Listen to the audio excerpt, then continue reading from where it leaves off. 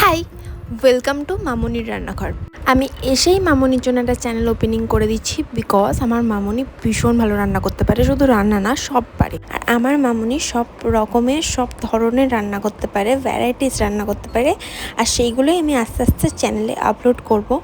তো এই যে তার আগে আমি আমার দেখা, এটা হচ্ছে আমার ওপরের একটা ছোট্ট ইলেকট্রনিক্স কিচেন, যেখানে সব রকম মেশিন অ্যাভেলেবেল আছে, যেটাকে আমি নিজে হাতে ডেকোরেট করেছি। আর এই পেজের মাধ্যমেই আমি মামনির হাতে নতুন নতুন রেসিপি, ভেজ হোক ননভেজ হোক, সব কিছুই ভিডিওর মাধ্যমে শেয়ার করব। তোমরা প্লিজ পেজটাকে সবাই ফলো করে রেখো, আর ইউটিউবের লিঙ্কটা আমি ডেসক্রিপশন বক্সে দিয়ে দেবো, তোমরা সবাই একটু সাবস্ক্রাইব করে দিও। তো আজকের রেসিপি হচ্ছে কাতলা মাছের কোপ্তা কালিয়া, তো তোমাদের সাথে শেয়ার করব। আর আমার মামনি কিন্তু কোনোদিনই মাছ কাটিয়ে আনে না বাজার থেকে, মামনি নিজে হাতে মাছ কাটে। তো এই যে মামনি মাছগুলো কেটে নিচ্ছে, এখন মাছগুলো ধোয়া হয়ে গেছে, এই যে মাছের মাথাও আছে। আর এখানে চলছে গোপাল ভাট, যেটা আমার বর দেখতে ভীষণ ভালোবাসে, রোজ সকালে ব্রেকফাস্টের করার সময় ওটা চালানো থাকে।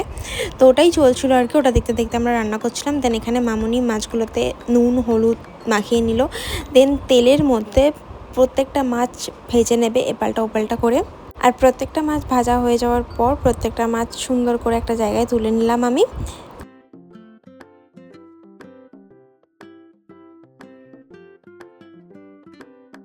দেন এখানে মাছগুলো ভাজা হয়ে গেছে, এখানে আমি কেটে নিয়েছিলাম পেঁয়াজ আর রসুনটাকে।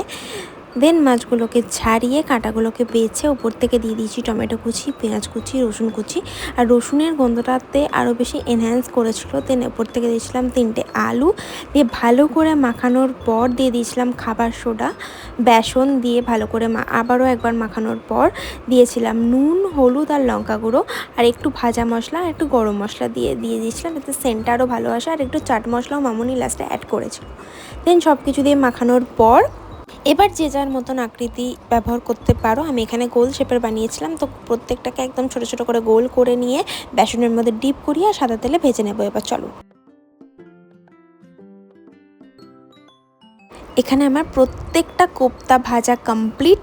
দেন এবার সাদা তেল গরম করতে বসিয়েছি, ওর মধ্যে দিয়েছিলাম একটা শুকনো লঙ্কা, একটা তেজপাতা দিয়ে ভালো করে নাড়াচাড়া করার পর অ্যাড করেছিলাম টমেটো সস, স্বাদ মতন নুন, লঙ্কা গুঁড়ো, হলুদ গুঁড়ো, কাশ্মীরি লাল লঙ্কা গুঁড়ো দিয়েছিলাম যাতে কালারটা বেশি ভালো আসে।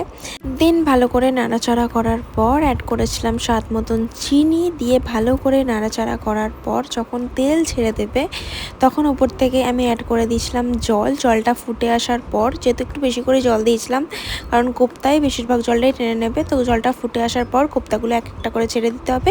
দেন এরকম একটা মাখো মাখো ব্যাপার চলে এলে ওপর থেকে ভাজা মশলা অ্যাড করেছিলাম, গরম মশলা অ্যাড করেছিলাম। তো আমাদের ফাইনালি কাতলা মাছের কোপ্তা কালিয়া একদম রেডি। তোমরাও চাইলে বাড়িতে আবার ট্রাই করে দেখতে পারো, খুব ভালো খেতে হয়েছিল। আজকের মতন ভিডিওটা এখানে এন্ড করতে হবে নতুন কোনো একটা ভিডিওতে। আজকের মতন টাটা সবাইকে।